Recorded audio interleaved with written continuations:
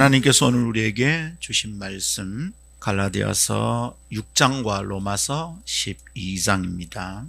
먼저 갈라디아서 6장 7절에서 9절을 읽겠습니다.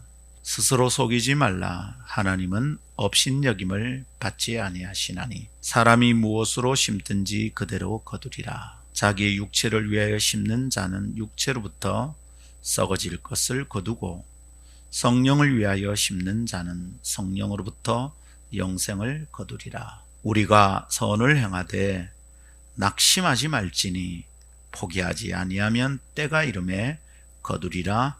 로마서 12장 1절과 2절입니다. 그러므로 형제들아, 내가 하나님의 모든 자비하심으로 너희를 권하노니 너희 몸을 하나님이 기뻐하시는 거룩한 산 제물로 드리라. 이는 너희가 드릴 영적 예배니라.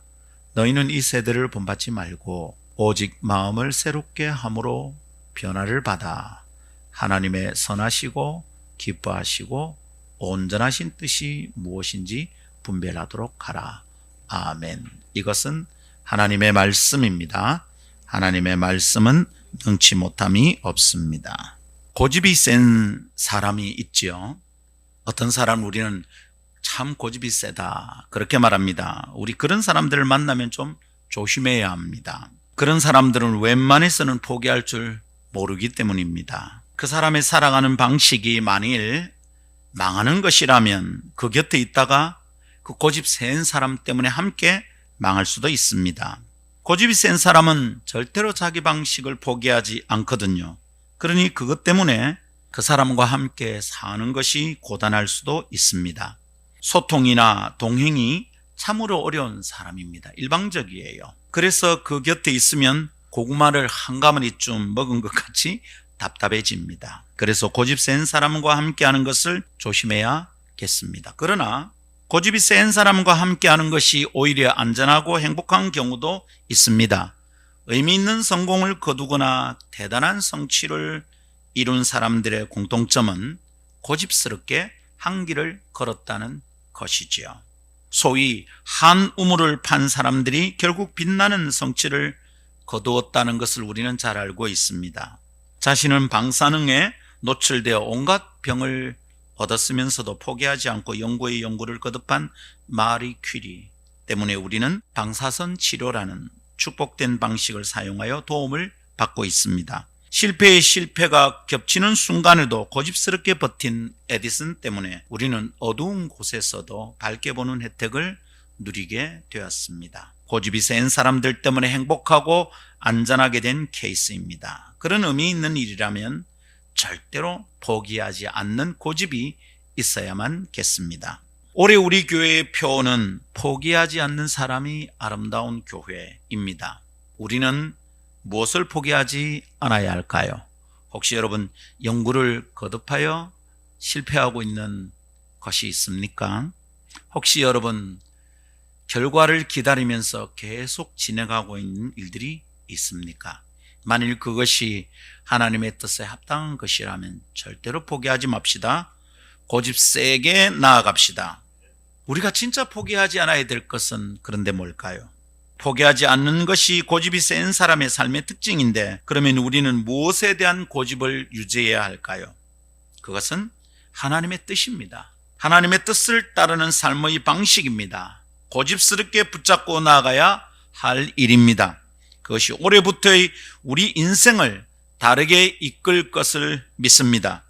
그래서 1월에 지금 2주일을 투자하여 하나님의 뜻을 포기하지 않는 사람에 대해서 묵상하고 있습니다. 오늘도 다음 3가지 묵상 꽃지를 붙들고 나아가 은혜의 자리에 머물기를 원합니다. 첫 번째, 하나님의 뜻은 있습니다. 두 번째, 하나님의 뜻대로 살지 못하는 이유를 깨달아야 합니다. 세 번째, 하나님의 뜻대로 사는 것은 고상하고 아름다운 삶입니다. 이 3가지 말씀을 나눌 때 하나님께서 친히 오셔서 우리의 마음을 만지시고 마음밭이 부드럽게 되어 열매 맺을 수 있기를 원합니다. 첫 번째 따라합시다. 하나님의 뜻은 있습니다.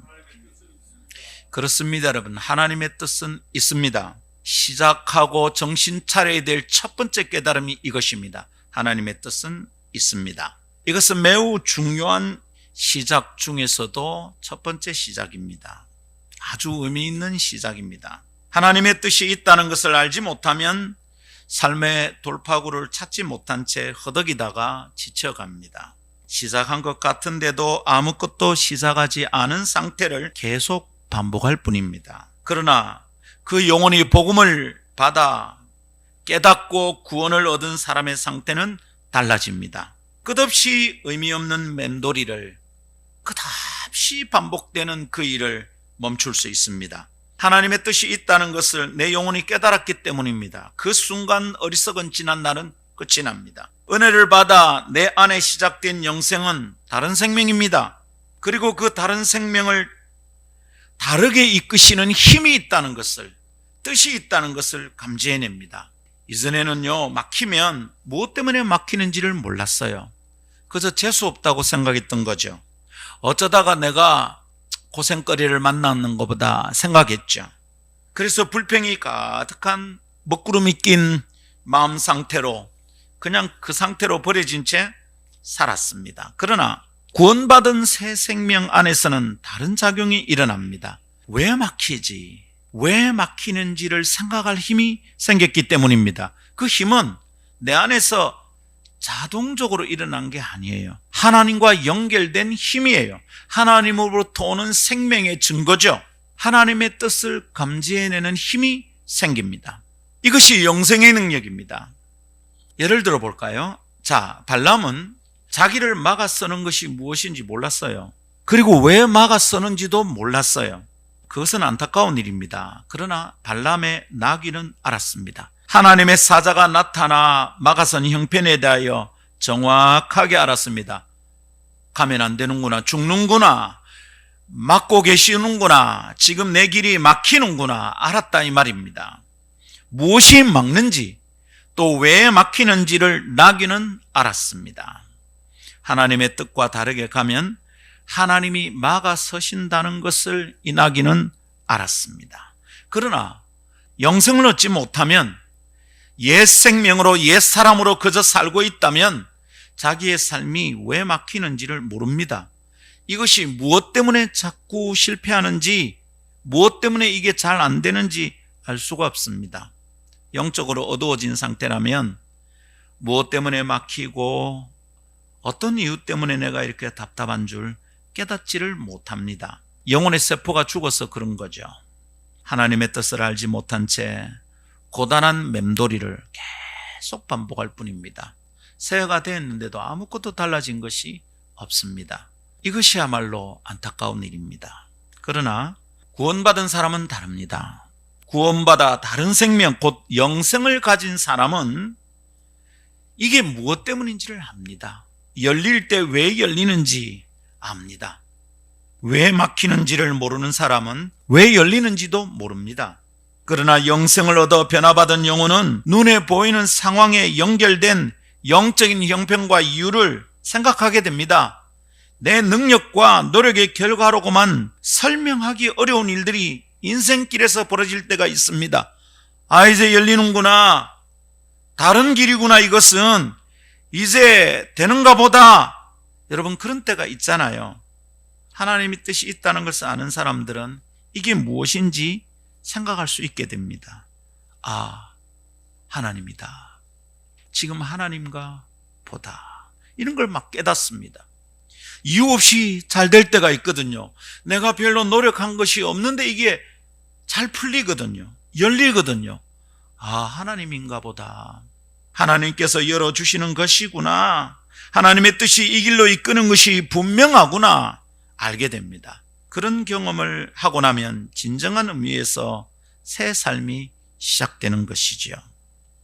애굽을 떠난 이스라엘은 얼마 가지 못해서 홍해를 맞이합니다. 홍해를 맞이하자 사람들은 길이 막혔다고 생각했습니다. 그러나 여러분, 영생을 품고 하나님의 뜻을 살피며 걸어가는 사람들에게 홍해는 길이 막힌 증거가 아닙니다. 하나님이 기적같이 새 길을 여시는 기회라고 깨닫는 것이죠. 눈이 열리고 영생을 얻으면 막히는지 열리는지를 알 수 있습니다.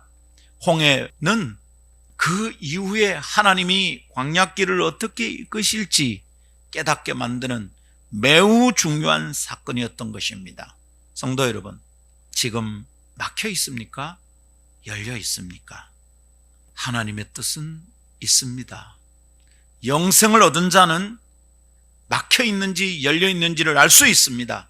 막혀 있으면 하나님의 뜻이 무엇인지 이해하게 됩니다. 아, 내가 하나님의 뜻을 거슬러 가고 있구나. 막혔구나. 알게 됩니다. 막혀 있다가 열릴 때 또 알게 됩니다. 하나님이시구나. 하나님의 뜻이 나를 이끌고 계시구나. 알게 됩니다. 여러분, 막혀 있습니까? 열려 있습니까? 로마서에서 바울은 이 이야기를 하고 있는 겁니다. 이 세대를 본받지 말고. 그러네요. 무슨 뜻입니까? 모든 사람이 걷는 것을 닮은 걸음걸이와 방향, 이것과는 다른 길이 있다 이 말입니다. 우리 집 옆집 사람이 걸어가는 걸음걸이와 다른 걸음이 있다 이 말이고, 우리 삼촌이 걸어가는 방향과 다른 길이 있다 이 말입니다. 우리 아버지, 엄마가 살던 방식과 다른 방식의 삶이 있다 이 말입니다. 이 세대를 본받지 말고 구원받은 자들에게는 그런 길이 보입니다. 그런 길이 열립니다. 아멘. 근데 그 길은 그냥 보이지 않아요. 마음의 변화를 받으면 보입니다. 마음의 변화를 받아, 마음이 새롭게 되어 변화를 받아 말씀하십니다. 여러분, 그렇게 마음의 변화를 받으면 이전에는 생각할 수도 없었던 새로운 길이 보입니다. 그런 새로운 길을 따라 살게 된다 이 말입니다. 성도 여러분, 이 가르침이 어떻게 들립니까? 이 가르침을 온 몸과 마음으로 받아들였던 적이 있었습니까? 이 가르침대로 살아야겠다라는 깨달음을 한 적이 언제입니까? 저는 고3 늦게서야 주님을 만나 새로운 길을 걷기 시작했습니다. 그렇게 주님을 만난 저는 영생을 얻은 제 마음에 다른 빛이 시작되었다는 것을 어렴풋이 깨달았습니다. 그 고3 때는 모든 것을 다 알 수는 없었어요.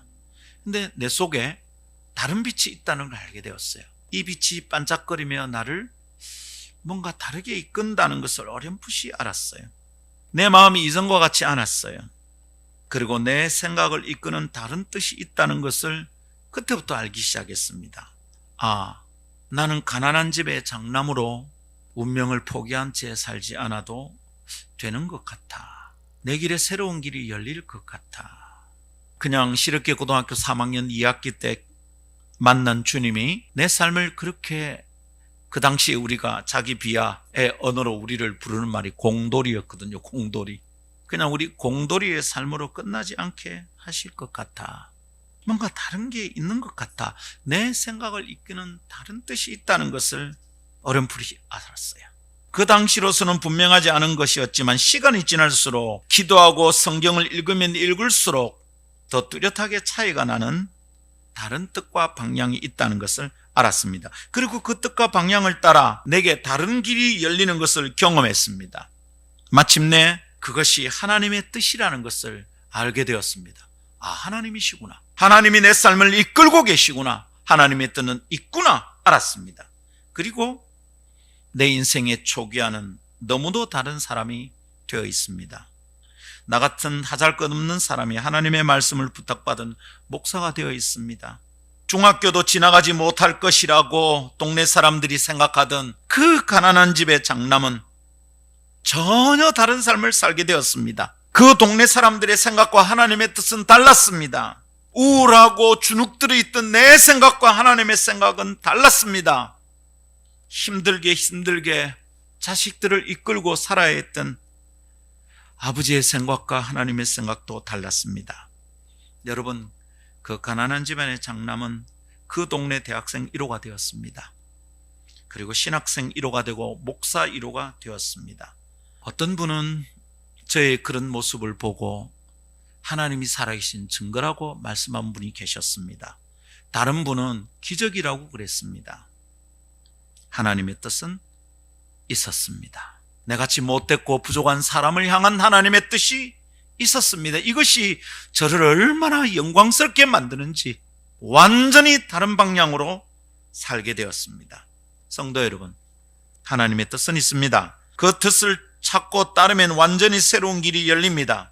하나님의 뜻은 있습니다. 그 뜻을 포기하지 않는 사람에게는 새로움이 시작됩니다. 시작 같은 시작이 열립니다. 새해 같은 새해가 시작됩니다.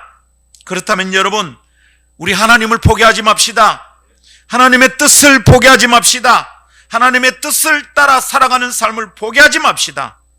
새해가 밝았는데도 새롭게 시작하지 못한 성도들이 있을까요? 여전히 2021년에 못다한 일에 묶여서 허덕이고 있는 분들이 계실까요? 여전히 한 달 전의 상태가 반복되고 있는 것은 아닙니까? 그렇다면 여러분, 이제 새롭게 시작합시다. 어떻게 해요? 하나님의 뜻을 생각합시다. 어쩔 수 없잖아 말하지 맙시다.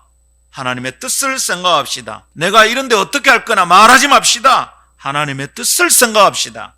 그렇지 않으면 새로움은 없습니다. 하나님의 뜻을 따라 살아가는 삶을 마음에 품고 다시 삽시다. 하나님의 뜻을 따르는 삶을 포기하지 맙시다. 하나님의 뜻이 나를 새롭게 할 것입니다. 그 뜻이 아니고는 새로움이 없습니다. 사람의 뜻과 아이디어는 모두 거기서 거기일 뿐입니다. 올해는 혹시나 하고 시작했지만 연말엔 역시나 이렇게 끝난 적이 얼마나 많습니까? 그러나 하나님의 뜻을 따르면 새로움이 열립니다. 거기서 참된 시작이 시작됩니다. 무언가를 새롭게 해본 적이 있습니까? 새롭게 시작했는데 하다가 보니 그냥 그렇네, 이런 적이 참 많으시죠? 그렇다면 올해는 다르게 해봅시다. 하나님의 뜻을 계속 묻고 하나님의 뜻을 계속 찾아서 순간순간 하나님의 뜻을 따라 순종해 봅시다. 그래서 주님의 뜻이 열리고 새 길이 열리는 것을 경험하기를 축복합니다. 두 번째 따라합시다. 하나님의 뜻대로 살지 못하는 이유를 깨달아야 합니다. 하나님의 뜻대로 살지 못하는 이유를 깨달아야 합니다. 그래서 정신없이 그냥 흘러가면 안 됩니다. 그냥 가다가 보면 이유나 변명과 핑계만 많아집니다. 그리고 어느 날 그 이유가 진리처럼 내 삶을 붙듭니다. 그 핑계거리가 하나님의 말씀보다 더 위에 섭니다. 아무것도 못합니다. 그래서 깨달아야 합니다. 하나님의 뜻이 있는데 하나님의 뜻대로 살지 못하는 이유가 뭔가 깨닫기를 축복합니다. 여러분, 하나님의 뜻은 있습니다. 그리고 하나님의 뜻대로 살면 완전한 새로움이 시작됩니다. 이것을 알겠습니다. 그런데 살아보니 하나님의 뜻대로 사는 것이 쉽지 않습니다. 하다가 보면 내 힘이 쑥쑥 들어가고 그냥만 내 성질대로 내 생각대로 사라집니다. 갈라디아서 6장은 그것을 육체를 따라 심는다 이렇게 얘기합니다. 시작은 영으로 심다가 하다가 보니 육으로 심고 있는 일이 일어납니다. 이것은 뭡니까? 선한 일을 시작했다가 포기한 결과입니다. 여러분, 그러다 보면 어떻게 되죠? 내가 뭘 심각하게 잘 못하는 것 같고 어떨 때는 내가 구원받지 못한 사람 같기도 합니다. 참 답답해지고요. 내 자존감이 완전 바닥에 갑니다. 나는 결국 또 이렇구나. 내게 새로움은 없구나. 내가 뭘 영적인 삶을 살겠나. 그렇게 됩니다. 근데 여러분, 왜 이럴까요? 그 이유를 생각하지 못하면 우리에게는 계속 똑같은 일이 반복됩니다. 하나님의 뜻대로 살지 못하는 이유는 크게 세 가지가 있다. 이렇게 지난 주일에 묵상했습니다. 빠르게 훑어보겠습니다. 첫 번째는 영적 무지 때문이다 그랬습니다. 영적인 무지 뭡니까? 영적인 비밀을 잘 모른다 이 말입니다. 그러면 어떻게 되죠? 영으로 심는 것은 안 되죠. 계속 육으로 심게 될 겁니다. 좀 더 잘하자, 좀 더 열심히 하자. 미안하지만 대표적으로 육적인 생각입니다. 영으로 깨어 일어난 사람은 좀 더 잘하자, 좀 더 열심히 하자 이렇게 하지 않습니다. 바르게 하자라고 말하죠. 주님의 뜻대로 하자 이렇게 말하지 더 잘하자 이렇게 말하지 않습니다. 물론 하나님의 백성들이 잘하자, 열심히 하자는 말 속에는 하나님의 뜻대로 하자는 의미가 내포되어 있을 수는 있습니다. 그러나 영적으로 무지한 사람은 그런 뜻이 내포되어 있다는 것도 모릅니다. 영적인 원리를 모르죠. 영적인 의미를 모릅니다. 그러니 어떻게 되죠? 하나님의 뜻을 따라 살아가는 것, 그게 뭔지도 모르고요. 그런 삶은 불가능해집니다. 성경을 읽고 노력을 좀 해봅니다만은 아닙니다. 영적인 무지에 빠진 사람은 그게 안 되는 거예요. 하나님의 뜻이 있다는 것도 모르고요. 지식으로는 알지만 어떻게 하는지도 모릅니다. 그래서 이런 사람 어떻습니까? 논리적으로 상식적인 이유만 늘어놓게 됩니다. 생각해 보라고요. 그게 되겠는가요? 그렇죠. 그냥 논리적으로 그냥 상식적으로 눈에 보이는 대로 보면 그게 안 됩니다. 그런데 말입니다. 하나님의 뜻이 있으면 이거 하다 보면 그게 되는 게 있어요. 안 된다고 말했던 사람을 부끄럽게 만드는 일이 있어요. 그리고 말입니다. 하나님의 뜻이라면 되든 안 되든 그 길을 가야 합니다. 다니엘의 세 친구는 우리는 왕의 신상에 절하지 않겠습니다. 우리가 극심한 어려움에 있어도 그분이 구해 주실 것입니다. 그런데 뭐라 그럽니까? 그러하지 아니하실지라도 우리는 왕의 신상에 절하지 않겠습니다. 보십시오. 이게 논리적이고 상식적입니까? 그 불이 들어오면 다 죽습니다. 사람들은 그래서 말립니다. 네 그러다 죽는다. 하나님이 나를 구원하실 겁니다. 그건 말이 되는 소리가. 하나님 그래 하실 겁니다. 그러나 혹시 그렇다 아니하실지라도 저는 그 길을 갑니다. 영적인 원리를 아는 사람입니다. 영적 세계가 열린 사람들이 하는 말입니다.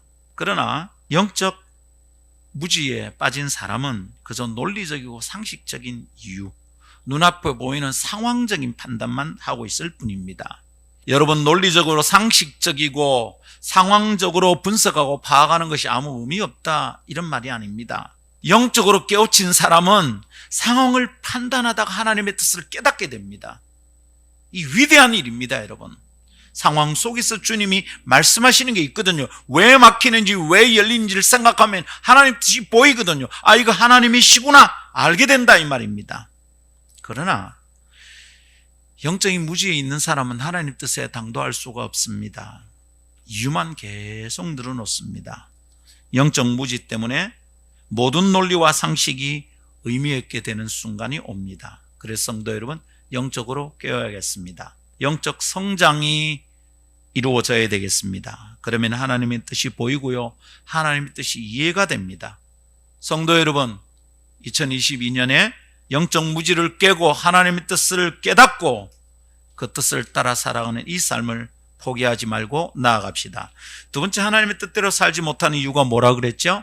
내 생각대로 살아가는 습관 때문이다, 이랬습니다. 이 습관이 들면요, 고치기 정말 힘듭니다. 편하거든. 자신의 소견에 옳은 대로 사는 습관에 젖어 있으면 하나님의 뜻을 따라 사는 것은 불가능해집니다. 안 됩니다. 아는데 안 됩니다. 하나님의 뜻이 있다는 걸 아는데도 안 됩니다. 시작은 하나님의 뜻으로 시작해 보는데 살다가 보면 또 내 생각으로 살고 있습니다. 시작은 영으로 심는데 결국은 육으로 심고 있습니다. 포기하지 않아야 될 것은 하나님의 뜻입니다. 영으로 심는 것입니다. 근데 살다가 보면 육으로 심는 것을 계속하게 되고 결국은 하나님의 뜻을 포기합니다. 사울은 하나님의 기름 부으심을 받고 왕이 되었습니다. 그 왕은 다른 나라의 왕과는 다릅니다. 하나님의 백성들을 이끄는 왕은 하나님의 뜻을 분별해서 통치해야 됩니다. 왕인 그조차 왕이신 하나님을 따르는 사람이어야 합니다. 그런데 눈앞의 상황에 마음이 급해서 사무엘이 와서 제사를 집전해야 함에도 불구하고 사무엘이 좀 늦다 싶어서 그냥 자신이 제사를 진행합니다. 여러분, 제사는 누가 합니까? 제사장이 합니다. 왕이 할 수 없습니다. 엄연히 하나님의 법도와 뜻이 있어서 왕이 제사를 드릴 수 없음에도 사울은 합니다. 이유는 있습니다. 핑계는 있습니다. 상황적인 분석과 판단은 있습니다. 시간이 급하다고 판단했던 거예요. 눈앞에 블레셋은 있고요, 전쟁을 치러야 되는데 쟤들이 갑자기 쳐들어오면 어떻게 하냐고요. 전쟁이 나가기 전에 하나님 뜻을 묻고 하나님께 제사 드리는 게 원칙이니까 해야 되겠는데 하는데 제대로 하지 않는 겁니다. 편법을 씁니다. 불법입니다. 얼른 하나님께 제사를 드리고 닥쳐온 전쟁의 위기를 나가서 풀어내야 한다고 판단했던 겁니다. 그 판단 틀렸습니다. 그것은 사울의 생각이었습니다. 하나님의 뜻이 아니었습니다. 그건 육으로 심는 방법이었어요. 영으로 심는 게 아니었어요. 그러니 사울은 영으로 거둘 수가 없었습니다. 하나님의 뜻은 왕이 드리는 제사가 아니라 왕의 순종이었습니다. 사무엘상 15장 22절, 사무엘이 와서 꾸짖는 장면입니다. 여호와께서 번제와 다른 제사를 그의 목소리를 청종하는 것을 좋아하심같이 좋아하시겠나이까? 순종이 제사보다 낫고 듣는 것이 숫 양의 기름보다 나으니. 오늘 우리에게 적용하면 뭡니까? 순종이 예배 행위보다 낫고 듣는 것이 헌금보다 낫습니다, 이 말입니다. 순종하는 것이 당신의 헌신보다, 순종하는 것이 당신의 열심보다, 봉사보다 낫습니다, 이 말이에요. 사울은 자신의 생각대로 판단하고 사는 습관을 이겨내지 못해서 망한 사람입니다. 이유는 있습니다. 변명거리가 수두룩합니다. 상식적인 판단도 있을 수 있습니다. 그러나 그것이 하나님의 뜻과 거꾸로 살게 되는 내 생각의 습관 때문이라는 것을 몰랐습니다. 성도 여러분, 올해부터 우리는 이렇게 망하는 삶의 습관을 버립시다. 하나님의 뜻을 따라 살아갑시다. 하나님의 뜻을 따라 사는 삶을 포기하지 맙시다. 내 생각대로 사는 습관을 이기려면 어떻게 해야 됩니까? 하나님 뜻에 익숙해야 됩니다. 하나님 뜻에 익숙하기 위해서는 세 가지가 필요합니다. 1번, 하나님의 말씀을 주야로 묵상하는 것. 하나님의 말씀이 하나님의 뜻인데 이것을 읽거나 묵상하지 않는데 어떻게 하나님의 뜻을 알 수 있습니까? 말도 안 되는 소리입니다. 근데 여러분, 하나님의 말씀을 자꾸 읽고 묵상하다 보면 이상합니다. 그 일은 이렇게 해야 되는 거구나. 말씀을 읽다 보면 딱 알게 됩니다. 이 말씀을 읽으니 알겠다. 그건 안 해야 되겠구나. 깨달아진다, 이 말입니다. 두 번째는 기도입니다. 말씀을 붙들고 기도하면 이게 내 생각인지 하나님의 생각인지 딱 알게 됩니다. 기도하면 하나님 뜻이 분명해집니다. 그럴 때 내 생각대로 사는 습관을 이겨낼 수 있습니다. 세 번째는 상황을 면밀히 관찰하고 주님께 묻는 것입니다. 이거 굉장히 좋은 습관입니다. 근데 상황이 내 예상대로 안 될 때 성질부터 내는 사람은 하나님의 뜻을 생각하며 사는 게 훈련이 잘 안 됩니다. 또 지 성질대로 하거든요. 또 자기 생각대로 했거든요. 또 감정대로 하거든요. 그런데 여러분, 그런 상황을 만날 때마다 호흡을 좀 깊이 하고 길게 숨을 들이마시고 내쉬고 잠시 멈추고 하나님께 물어야 합니다. 하나님, 이거 뭐죠? 그 순간 주님이 상황 속에서 하나님의 뜻을 찾아낼 수 있는 방법을 가르쳐 주십니다. 카리스는 수련회를 하면 가끔 이상한 일들이 일어납니다. 이래 악기를 들고 가다 떨어뜨려서 악기 소리가 갑자기 안 낼 때도 있습니다. 그러면 사람들이 급해져요. 후닥닥 후닥닥 합니다. 근데 그럴 때 우리 팀에는 원칙이 있습니다. 멈추는 겁니다. 더 빨리 안 하는 겁니다. 딱 멈추고 그 일과 관련된 사람이 그 자리에서 바로 기도합니다. 그런 다음에, 기도한 다음에 떠오르는 생각대로 움직이기 시작합니다. 초기에 엔지니어였던 우리 팀의 선배 한 친구는 소리가 잘 안 나는데 그럼 빨리 이걸 만져야 될 거 아니에요. 그런데 그 믹서기 위에 손을 얹고 기도를 합니다. 우선 상황 속에서 하나님의 뜻을 분별하는 습관을 그렇게 길렀던 것입니다. 성도 여러분, 사울은 자신의 생각대로 판단하고 사는 습관 때문에 망했습니다. 우리는 내 생각대로 사는 습관을 깨뜨리고 하나님의 뜻을 따라 살아가는 것을 선택합시다. 하나님의 뜻대로 살지 못하는 세 번째 이유는 분별력이 없기 때문입니다. 그냥 이게 된장인지 누런 다른 건지 잘 구분을 못하는 겁니다. 그래서 성경이 뭐라고 그럽니까? 마음이 새롭게 되어 변화를 받아야 된다, 이렇게 말합니다. 마음을 변화를 받아서 새롭게 되면 어떻게 되는 거죠? 분별력이 생기는 거죠. 로마서의 말씀은 그걸 밝히 보여주는 뜻입니다. 마음의 변화가 있다는 것은 무엇이죠? 다르게 생각할 수 있음을 의미합니다. 다르게 생각하지 않는 사람은 이전처럼 똑같이 살아갑니다. 그런데 이 일의 국면을 다르게 관찰할 수 있는 관점이 있다는 것을 알 때 다양한 대처가 가능하고 그때 창의력이 시작이 됩니다. 마음의 변화가 생기지 않는 사람은 다르게 생각할 수 없습니다. 매일 딱 그쯤 되면 또 그렇게 행동합니다. 글쎄 여러분, 참으로 성령의 인도하심을 받지 못하는 사람은 가만히 보면 뻔합니다. 그 다음에 어떨 건지 보입니다. 또 저럴 것 같다. 틀림없이 그렇게 합니다. 어리석은 짓입니다. 생각하는 방식, 마음의 흐름을 변화시켜야 합니다.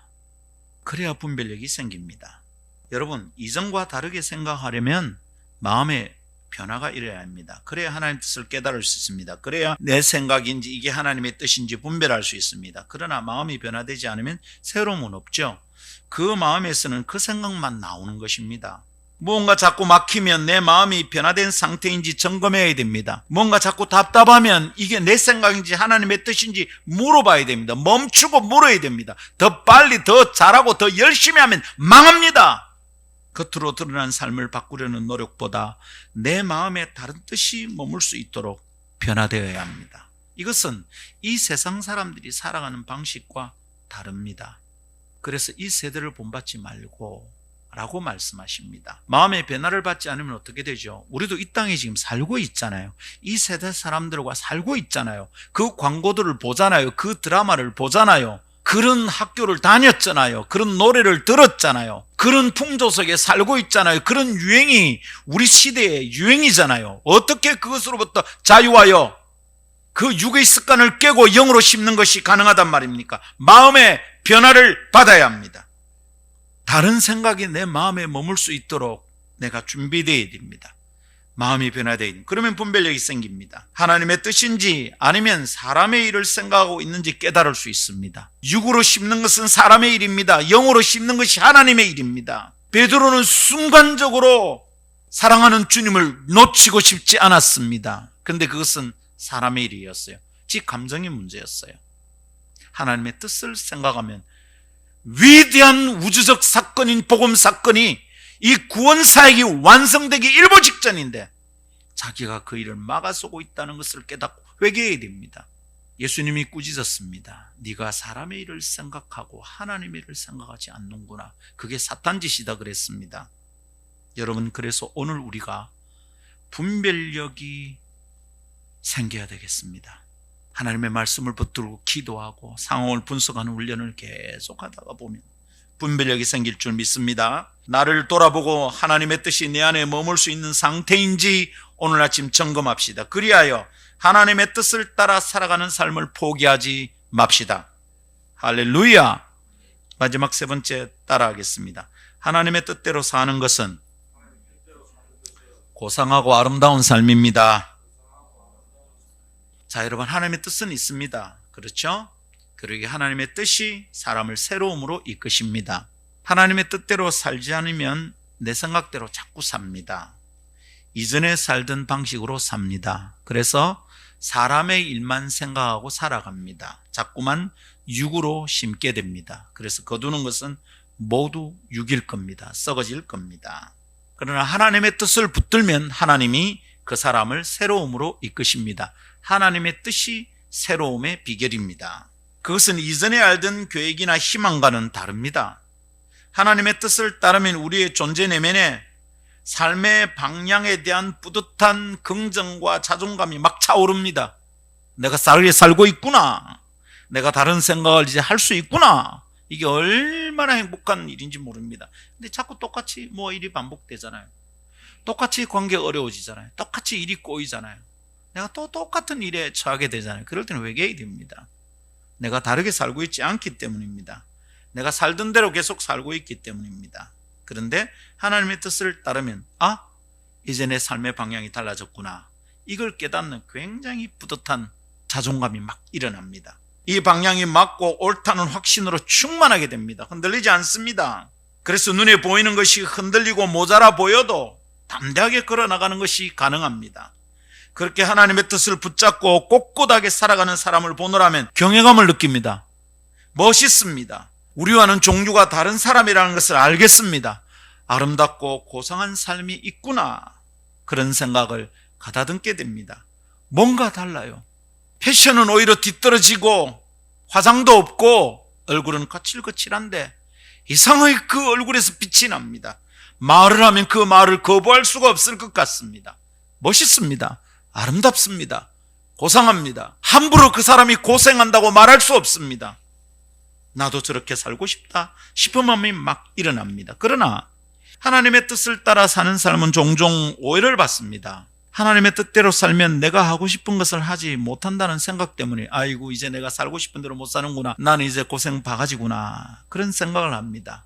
이것이야말로 지독하게 못된 잡초가 내 마음의 밭에서 자라는 결과입니다. 하나님의 뜻대로 하면 당연히 내 생각대로 못 살게 됩니다. 그렇지만 그것이 내게 나쁜 것이 아닙니다. 바울은 그런 생각을 가진 오해 대장들에게, 오해 대망들에게 친절하게 설명을 덧붙이고 있습니다. 하나님의 뜻은 선하시고 기뻐하시고 온전하시답니다. 하나님의 뜻의 특징과 성격을 이렇게 설명한 것입니다. 이 하나님의 뜻의 특징을 이해하고 나면 아하, 내가 잘못 알았구나 회개하게 될 거예요. 이 설명을 듣고 가만히 묵상해 보면 오해대장들이 가진 사람의 생각이 얼마나 엉뚱하고 틀려먹은 것인지 알게 됩니다. 잠시 하나씩 생각해 봅시다. 하나님의 뜻은 선합니다. 선하시고 기뻐하시고 온전하신 뜻, 하나님 뜻이 그렇다 했잖아요. 한번 따라합시다. 하나님 뜻은 선합니다. 선이 뭡니까? 구우십니다. 하나님 뜻은 좋다 이 말입니다. 온 세상을 지으시고 보시기에 좋았다 하시던 주님의 뜻은 지금도 좋습니다. 나쁜 것이 아닙니다. 그리고 하나님께 좋은 것이니 당연하게 그 뜻을 따르는 사람에게도 좋습니다. 이것을 똑바로 이해하고 믿어야 합니다. 그분이 아프리카로 가라고 그래도 그것은 좋고요, 한국에 머물러 있으라 그래도 그것은 좋은 것입니다. 아프리카로 가라는 것은 하나님께 좋고 한국에 머물러 있는 건 내게 좋고, 그것이 얼마나 불신앙인지 정확하게 깨달아야 합니다. 여러분, 하나님의 뜻에 따르는 게 하나님께도 좋고 내게도 좋습니다. 이렇게 생각하고 깨닫는 훈련이 필요합니다. 이걸 자꾸 훈련해야 됩니다. 그러나 분별력이 잃어버린 사람의 눈에는 좋은 것이 무엇인지 판단하는 기능이 작동하지 않아요. 그래서 좋은 것을 나쁘다 그러고 나쁜 것을 좋다고 그래요. 그러면 어떻게 되죠? 자꾸만 애굽이 좋아 보입니다. 망할 소돔이 좋아 보입니다. 그래서 자꾸만 애굽으로 돌아가고 싶습니다. 그래서 자꾸만 소돔이 돌아봐집니다. 그러다 망합니다. 에덴에서부터 그것은 그랬습니다. 하나님은 좋은 것을 창조하셨고요, 이 좋은 것을 사람에게 선물해 주셨습니다. 믿습니까? 근데 사탄이 나타나 정말 그렇게 사는 것이 좋으냐고 유혹합니다. 그 유혹에 흔들리는 하와는 다시 보니 주님께서 금한 과일이 좋아 보이기 시작합니다. 좋은 것을 좋게 보지 못하고 하나님이 금한 것을 좋게 보기 시작합니다. 그 결과는 너무도 끔찍하고 위험했습니다. 우리가 다 아는 대로 그랬습니다. 그 첫 사람의 흔들림 이후로 사람마다 이런 유혹을 자꾸만 받습니다. 하나님의 뜻은 선한데 좋은데 그것을 좋게 보지 못하게 된다 이 말입니다.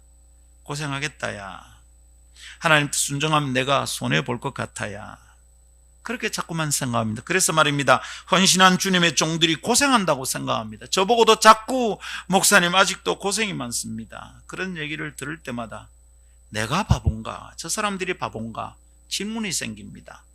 생각해 볼까요? 누가 바본지? 자, 예수님께서 하신 말씀입니다. 천국을 비유로 생각하실 때 천국은 밭에 감추인 보와 같다고 했습니다. 은행이 없던 당시에는 돈을 밭에 감추어 뒀어요. 그 사실을 알리지 못한 채 사람이 죽으면 밭에 감추인 돈이나 보물은 주인을 잃어버린 거죠. 그러다가 그 일하던 사람이 그걸 발견합니다. 어떻게 되죠? 모든 재산을 다 끌어모아서 그 밭을 삽니다. 주변에는 이상하게 봅니다. 그 밭을 왜 사냐고, 그 돈을 들여서 왜 사냐고. 그러나 이 사람은 계산에 다 썼습니다. 그렇게 밭을 사면 밭에 감추인 보화가 어마어마하거든. 큰 재산을 얻게 되는데 지금 이렇게 하는 것이 무슨 손해인가? 이건 투자다, 손해가 아니라. 천국이 이와 같은 성격을 가진다는 것이 주님의 비유의 뜻입니다. 주님의 뜻을 따라 선택하고 헌신하는 것은 더 좋은 것을 본 사람이 투자하는 것입니다. 더 영원한 것을 깨달은 사람이 투자하는 것입니다. 곧 썩어질 육신의 것을 위하여 투자하지 않고 영원한 영생의 것을 거두겠다는 사람이 투자하는 것입니다.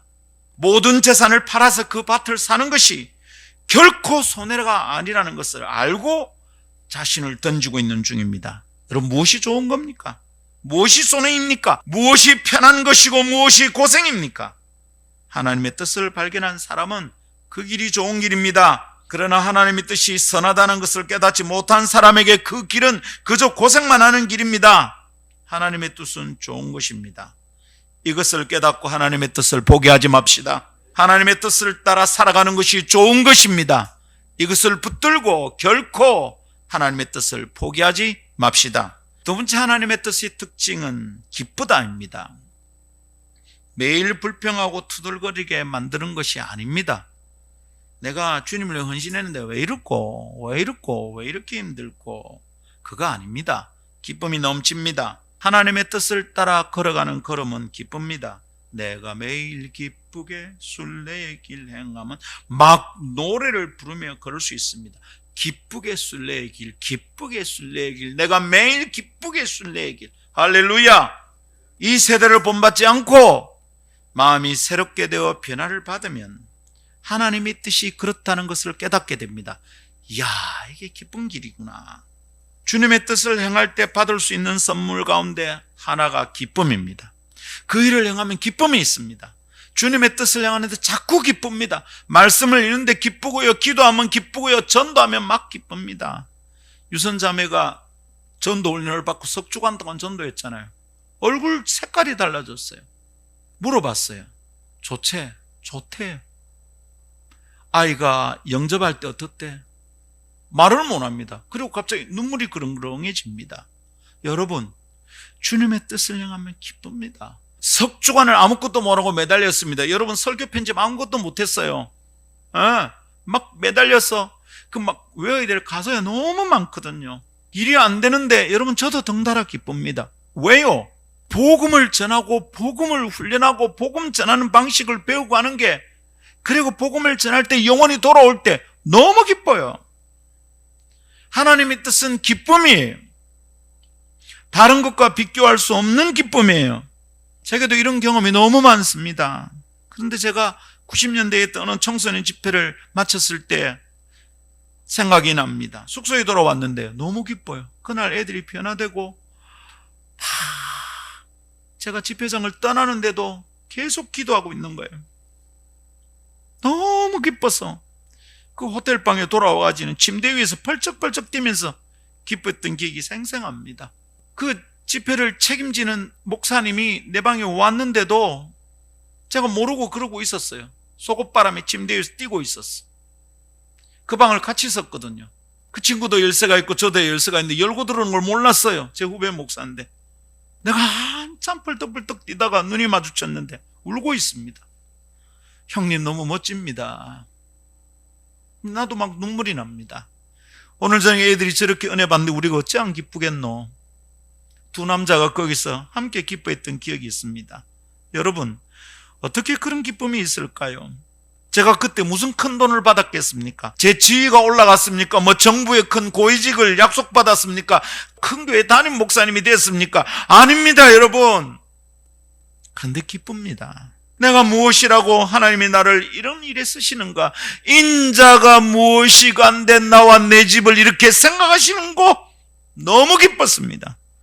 완전히 다른 종류의 기쁨입니다. 여러분, 이런 기쁨을 맛보고 나면 다른 얄팍한 기쁨이 아니에요. 그냥 그건 재미지. 이런 기쁨을 하나님의 뜻 안에서 발견하게 될 축복합니다. 하나님의 뜻은 기쁘심입니다. 하나님께도 기쁘시고 그 뜻을 따르는 자들에게도 기쁩니다. 그래서 하나님을 포기할 수 없고 하나님의 뜻을 붙들고 살아가게 됩니다. 올해부터 우리는 그렇게 시작합시다. 하나님의 뜻을 포기하지 맙시다. 세 번째 하나님의 뜻의 특징은 완전함입니다. 영어는 perfect, 온전함입니다. 사단은 에덴에서 하와를 유혹할 때 이렇게 속삭였어. 그 과일 먹으면 안 죽는데, 네가 눈이 밝아져서 하나님과 같이 된대, 안 죽는데, 하나님이 그걸 안 좋아하니까 네 보고 하지 말라고 그런 것이대. 이렇게 꼬드겼어요. 사탄의 말처럼 하와가 그 과일을 먹자 눈이 밝아졌어요. 자기가 벌거벗고 있다는 걸 알게 되어버렸어요. 사탄의 말이 옳습니까? 옳아 보입니다. 부분적으로 맞는 것 같아 보입니다. 그러나 완전하지 않습니다. 여러분, 이런 게 뭡니까? 사기입니다. 사기. 사람은 그 결과 죽음을 경험하게 됩니다. 죽는다라고 말한 대로 죽습니다. 이게 완전한 겁니다. 모든 완전하지 않은 생각들 속에서 하나님의 뜻은 완전합니다. 그래서 그 뜻을 따르는 사람에게는 완전하고 안전한 결과가 보장됩니다. 세상이 말하는 성공은 할 수도 있고 아닐 수도 있습니다. 그러나 하나님의 뜻은 이루어집니다. 예수님은 십자가를 지시는 것에 있어 두려움이 있었습니다. 십자가를 지는 것은 세상적으로는 실패입니다. 실패한 혁명가, 라고 예수님을 부르는 사람도 있습니다. 마지막 겟세마네에서의 씨름은 주님이 두려움 때문이었습니다. 세상적으로 말하면 실패하는 게 두려웠고요, 십자가를 지고 죽는 것이 두려웠을 것입니다. 그것을 피하는 것이 좋아 보일 수 있었겠습니다. 그래서 기도했습니다. 아버지여, 이 잔이 피할 수 있는 것이라면 좀 피하게 해주십시오.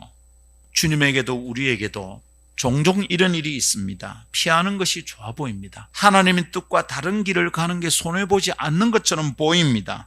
그러나 다른 길이 좋아 보이는 것은 완전한 깨달음이 아닙니다.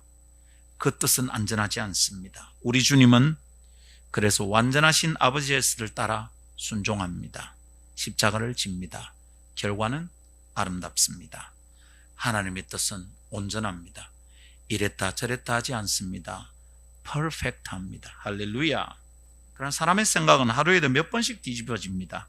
완전하지 않다 이 말이죠. 지난주일 은혜 충만했다가 이번 주일은 엉망진창이 됩니다. 어제는 천국 같다가 오늘은 지옥 같아집니다. 하나님의 뜻을 붙잡아야 된다는 결론이 거기서 가능해집니다. 완전하신 하나님의 뜻을 붙잡지 않으면 이랬다 저랬다 합니다. 첫 주일 말씀은 좋았는데 벌써 엉망진창이 됩니다. 성경 읽을 때, 책을 읽을 때 막 은혜가 되는데 돌아서서 또 무너질 때가 있습니다. 사람의 생각이 완전하지 않다는 뜻입니다. 성도들이여, 하나님의 뜻을 따르는 것은 고상하고 아름다운 일입니다. 그것은 우리를 귀찮게 하고 힘들게 만드는 것이 아닙니다. 하나님의 뜻이 완전하고 선하고 기쁜 것입니다. 할렐루야. 그래서 그 뜻 안에 머물고 그 뜻을 따라 사는 사람의 삶은 우아합니다. 아름답습니다. 멋있습니다. 명품을 걸쳤기 때문에 멋있는 게 아닙니다. 그 얼굴에서 빛이 납니다. 물광, 화장, 메이크업 하지 않았습니다. 근데 빛이 납니다. 그렇다면 우리가 어찌 하나님의 뜻을 따르는 삶을 포기하겠습니까? 이제 우리 함께 그 뜻을 따릅시다. 하나님의 뜻 따르는 것을 포기하지 맙시다. 아멘. 말씀 맺습니다. 오늘 말씀을 듣는 그대는 고집이 센 사람입니까? 그저 사람의 생각말이라면 고집을 버려야 합니다. 온유한 사람이 되어야겠습니다. 그러나 하나님의 뜻을 붙잡고 있다면 고집스럽게 살도록 합시다.